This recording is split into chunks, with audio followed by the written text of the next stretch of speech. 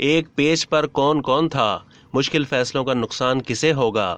زرداری کے سیاسی چمتکار کا ٹریک ریکارڈ۔ اس حقیقت کے باوجود کہ اپوزیشن کی جانب سے بڑے بڑے عوامی اجتماعات، جلسے، جلوسوں، مظاہروں اور ہنگاموں کے باوجود پاکستان میں نہ تو کوئی حکومت گئی ہے اور نہ اس طرح کوئی حکومت اقتدار میں آئی ہے۔ پس منظر میں رہ کر پیش نظر ترتیب دینے والی طاقتیں کوئی اور ہوتی ہیں، اور عام طور پر یہ سمجھا جاتا ہے کہ اپوزیشن نے حکومت گرا دی اور عوامی طاقت سے اقتدار میں آ گئی۔ بادی النظر میں تو ایسا ہی لگتا ہے کہ پاکستان مسلم لیگ نون کی حکومت میں اتحادی جماعتیں اپنا اپنا وزارتی اور حکومتی حصہ لینے کے بعد آئندہ الیکشن کے لیے انفرادی تیاریوں میں مصروف ہو گئی ہیں، اور چونکہ وزیر اعظم کا تعلق مسلم لیگ نون سے ہے، اس لیے حکومت کو درپیش مشکلات کا صرف سامنا ہی نہیں بلکہ ذمہ دار بھی اسے ہی ٹھہرایا جا رہا ہے، اور خدشہ یہ بھی ہے کہ داخلی اور عوامی سطح پر ناپسندیدہ فیصلوں کی ذمہ داری وزیر اعظم شہباز شریف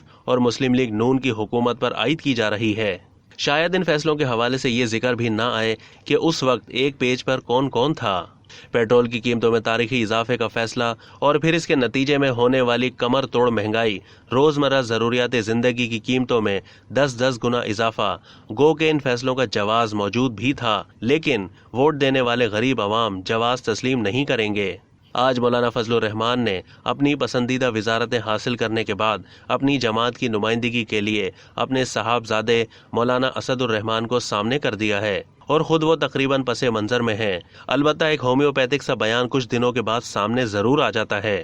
اسی طرح آصف علی زرداری نے بھی بلاول بھٹو کو اہم ترین وزارت دلوا کر اب سیاسی سرگرمیوں کا محاذ خود سنبھال لیا ہے، اور وہ پرعزم اور پورے اعتماد سے بار بار یہ دعویٰ کر رہے ہیں کہ اس مرتبہ وہ پنجاب میں اپنی پارٹی کا پورا شیئر حاصل کریں گے اور وفاق میں بھی حکومت بنائیں گے۔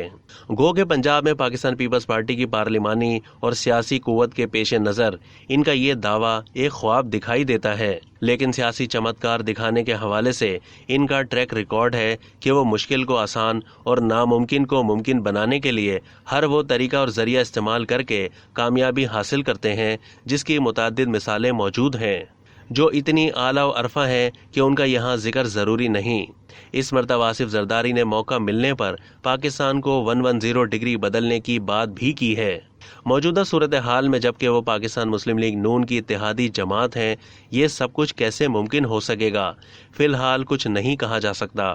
اپوزیشن لیڈر کا ایوان میں یہ مسلمہ کردار ہوتا ہے کہ وہ حکومت کی ہر طرح پر نکتے اور ہر فیصلے کی مخالفت کرے، قیادت پر الزامات عائد کرے، لیکن راجہ ریاض نے اپوزیشن لیڈر ہوتے ہوئے یہ بھی کہا کہ میں آئندہ انتخابات میں مسلم لیگ نون کے ٹکٹ کا امیدوار ہوں۔ پاکستان پیپلز پارٹی کے مرکزی رہنما اور اتحادی حکومت کے وفاقی وزیر سید خورشید شاہ نے ایوان میں ایک موقع پر یہ کہتے ہوئے تقریر کرنے سے انکار کر دیا کہ جب ایوان میں کورم ہی پورا نہیں تو میں تقریر کیوں کروں۔ اسی طرح حکومتی ارکان بھی ایوان میں وزراء اور بالخصوص وزیر خزانہ مفتاح اسماعیل کی عدم موجودگی پر اعتراض اور احتجاج کرتے رہے، اور یہ صورتحال صرف قومی اسمبلی کے اجلاس میں ہی نہیں بلکہ ایوان بالا میں اسی طرح کے مناظر، احتجاج اور تقاریر دیکھنے اور سننے میں آئیں۔ اب تک کے لیے اتنا ہی۔ مزید معلومات کے لیے ڈیلی جنگ کے یوٹیوب چینل کو سبسکرائب کیجیے۔